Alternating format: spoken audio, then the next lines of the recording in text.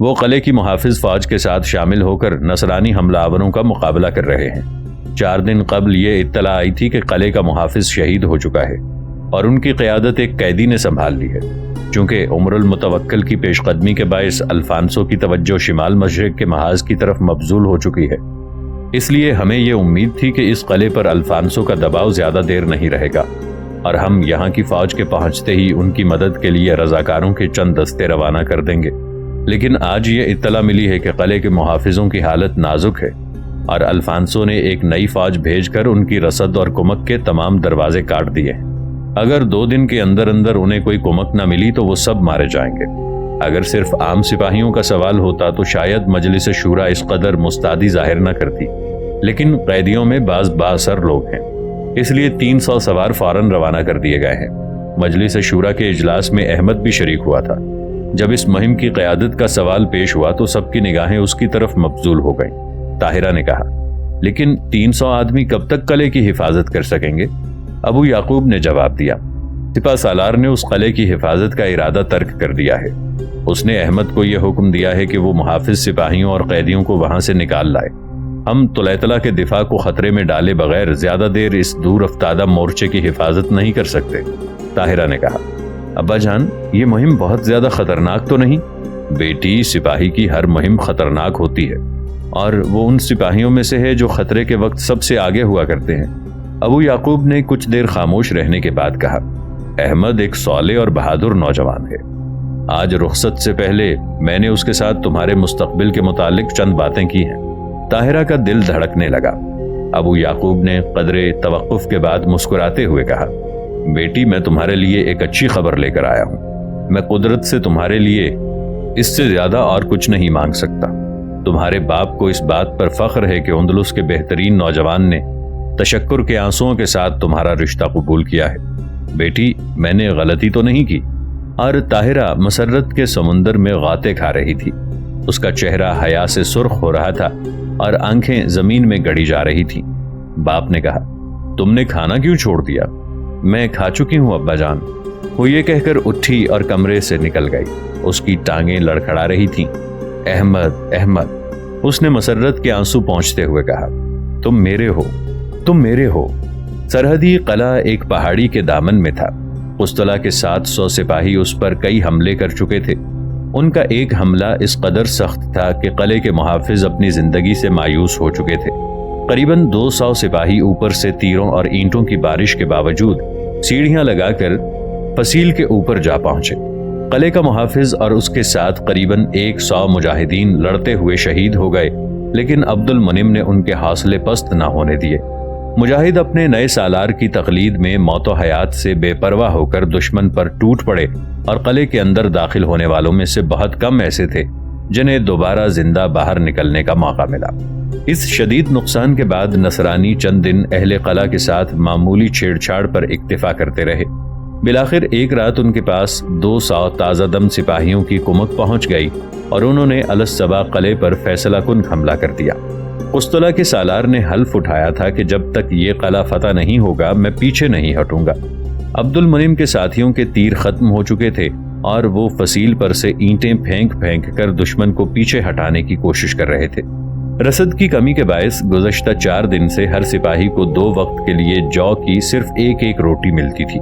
دوپہر کے وقت بھوک اور تھکاوٹ سے نڈھال سپاہی دشمن کے پے در پے حملوں سے مغلوب ہو رہے تھے۔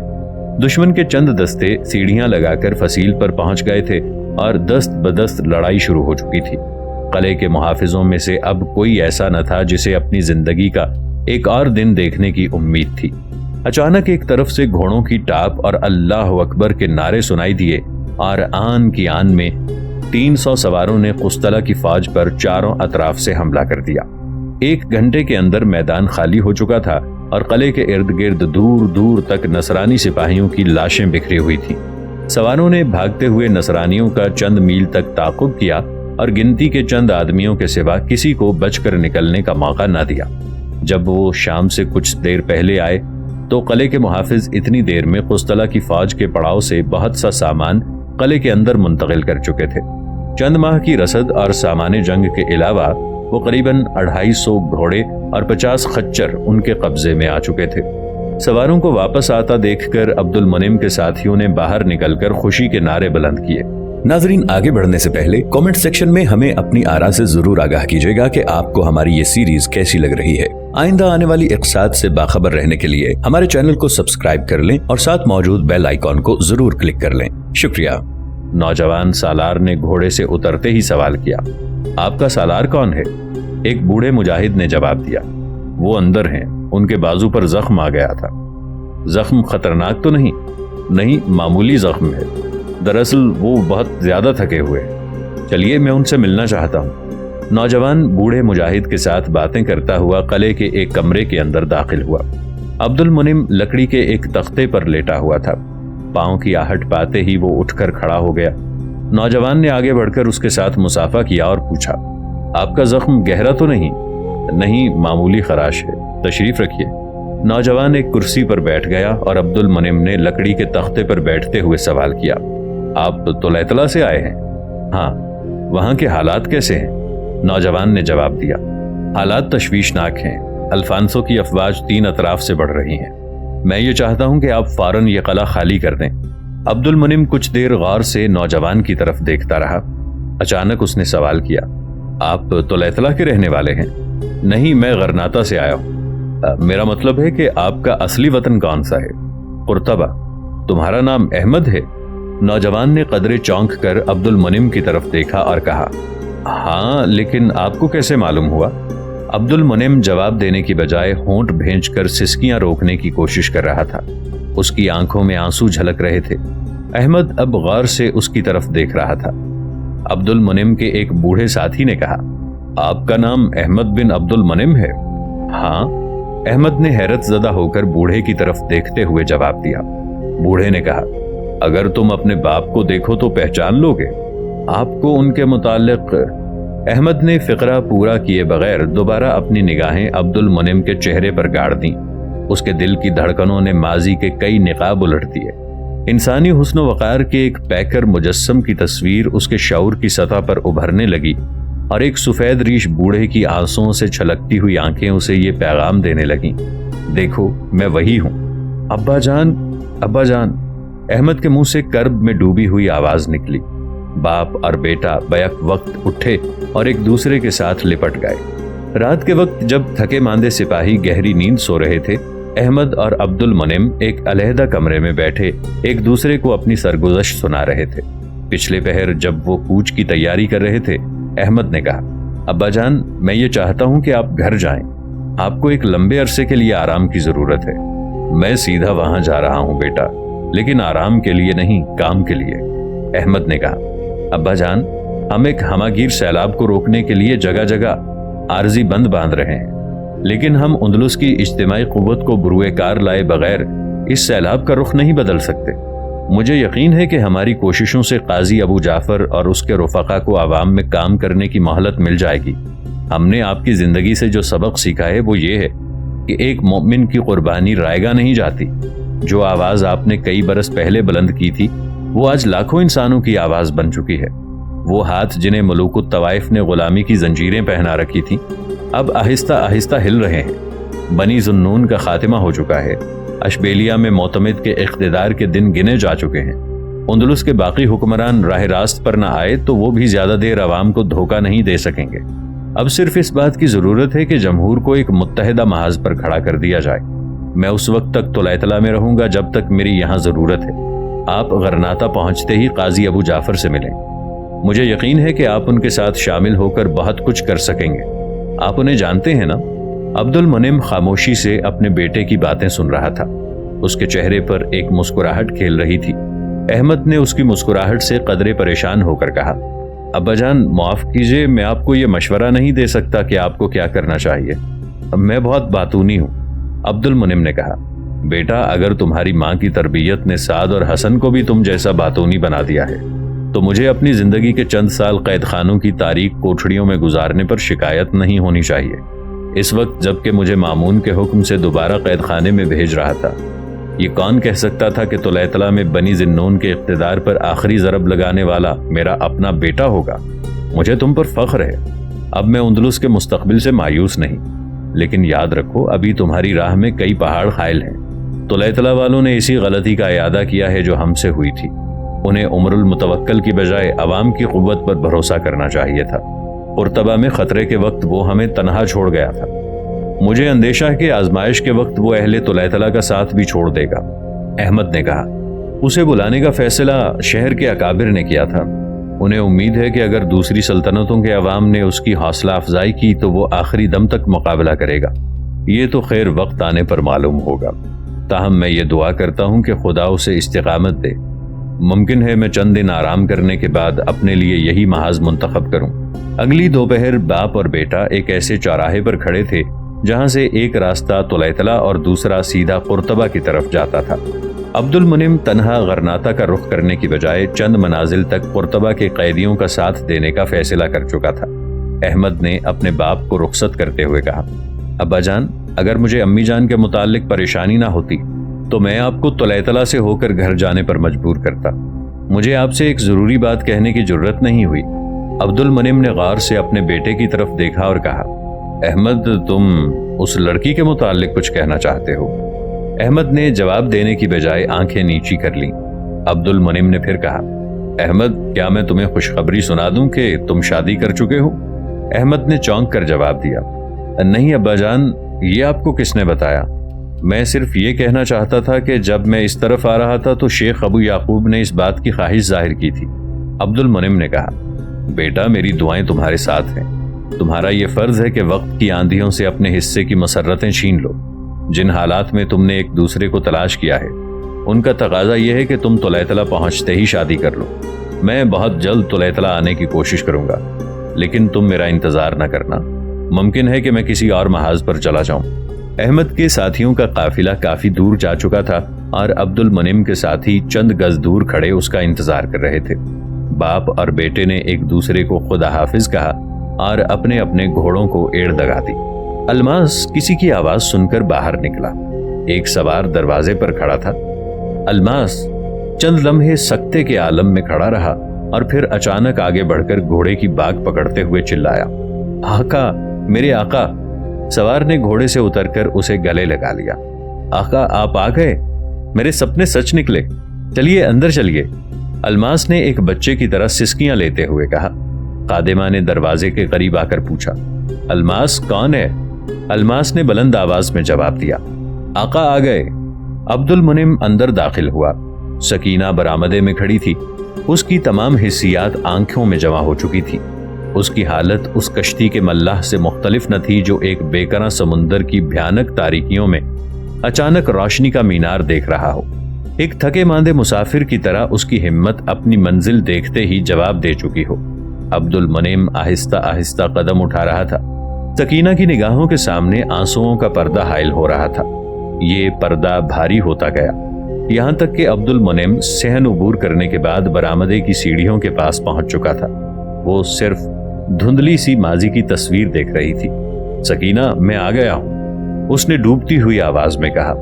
سکینہ کے ہونٹ کپ کپائے، اس کی پلکیں جھک گئیں، اس کی آنکھوں سے چھلکتے ہوئے آنسو بہہ نکلے اور زندگی کے چہرے سے ماضی کا غبار دھل گیا۔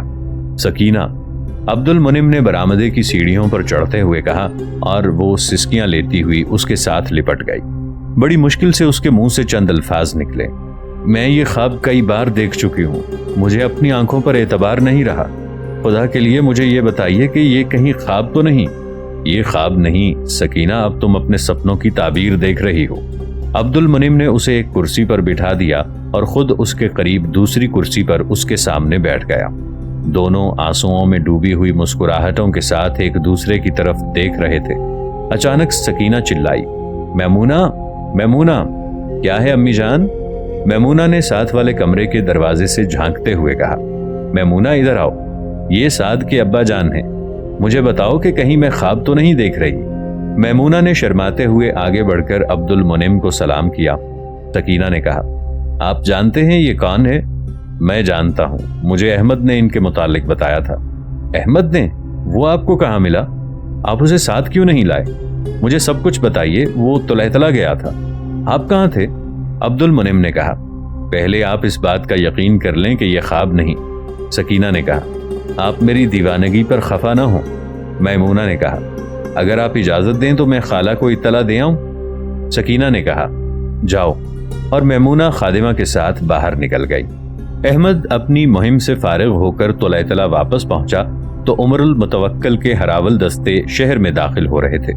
ایک ہفتے کے بعد عمر المتوکل باقی فوج کے ساتھ خود بھی پہنچ گیا اور طلعہ میں عارضی حکومت اس کے حق میں دستبردار ہو گئی۔ احمد نے واپس آتے ہی پھر رضاکاروں کی تنظیم کا کام سنبھال لیا۔ قریباً 1 ماہ بعد اس کے پاس غرناطہ سے ایک ایلچی عبد المنعم کی طرف سے اس مضمون کا خط لے کر آیا کہ میں قاضی ابو جعفر کے ساتھ مرثیہ جا رہا ہوں، اس لیے تم شادی کے لیے میرا انتظار نہ کرو۔ عبد المنعم نے یہ خط شیخ ابو یعقوب کی طرف بھی لکھا تھا، جس میں اس نے اندلس کے بگڑتے ہوئے حالات کے باعث اپنی مصروفیتیں اور مجبوریاں ظاہر کرنے کے بعد یہ درخواست کی تھی کہ وہ احمد اور طاہرہ کی شادی میں تاخیر نہ کریں۔ ابو یعقوب نے عبد المنعم کا خط آنے سے 1 ہفتے بعد شہر کے چند معززین کو اپنے گھر میں جمع کیا اور احمد کے ساتھ اپنی بیٹی کا نکاح پڑھوا دیا۔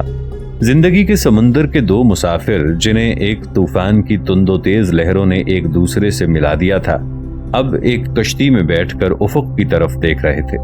طوفان بظاہر تھم چکا تھا، لیکن یہ عارضی سکون ایک بڑے طوفان کا پیش خیمہ تھا۔ انقلاب کے ساتھ طلعہ کے افق پر جو ہلکی سی روشنی نمودار ہوئی تھی، وہ پھر ایک بار بادلوں میں چھپ رہی تھی۔ عمر المتوکل کی مداخلت نے الفانسو کو طلعہ پر فوراً یلغار کرنے کا ارادہ تبدیل کرنے پر مجبور کر دیا تھا۔ الفانسو جس قدر طلعہ پر قبضہ کرنے کے لیے بے قرار تھا، اس قدر مسلمانان اندلس کے ساتھ ایک فیصلہ کن جنگ لڑنے کے لیے اپنی فوجی طاقت محفوظ رکھنا چاہتا تھا۔ چنانچہ اس نے دارالحکومت کی طرف پیش قدمی کرنے کی بجائے سرحدوں پر چھیڑ چھاڑ کر جنگ کو طول دینا اپنے لیے فائدہ مند سمجھا۔ الفانسو کے سپاہی طلعہ کی ان سرحدی چوکیوں سے جو یحییٰ کی ملت فروشی کے باعث ان کے قبضے میں آ چکی تھی، کسی علاقے پر حملہ کرتے اور لوٹ مار کرنے کے بعد پیچھے ہٹ جاتے۔ ان حالات میں عمر المتوکل کو اپنی باقاعدہ فوج کے ایک بڑے حصے کے علاوہ طلعہ کے رضاکاروں کے کئی دستوں کو بھی سرحدوں پر اپنی دفاعی چوکیوں کی حفاظت کے لیے بھیجنا پڑا۔ ایک رات احمد دیر تک گھر نہ آیا۔ ابو یعقوب کچھ دیر اس کا انتظار کرنے کے بعد کھانا کھا کر آرام کرنے کے لیے اپنے کمرے میں جا چکا تھا اور طاہرہ بالائی منزل کے کمرے میں اس کا انتظار کر رہی تھی۔ جب گلی میں کسی کے پاؤں کی آہٹ سنائی دیتی تو وہ اٹھ کر دریچے سے جھانکنے لگ جاتی۔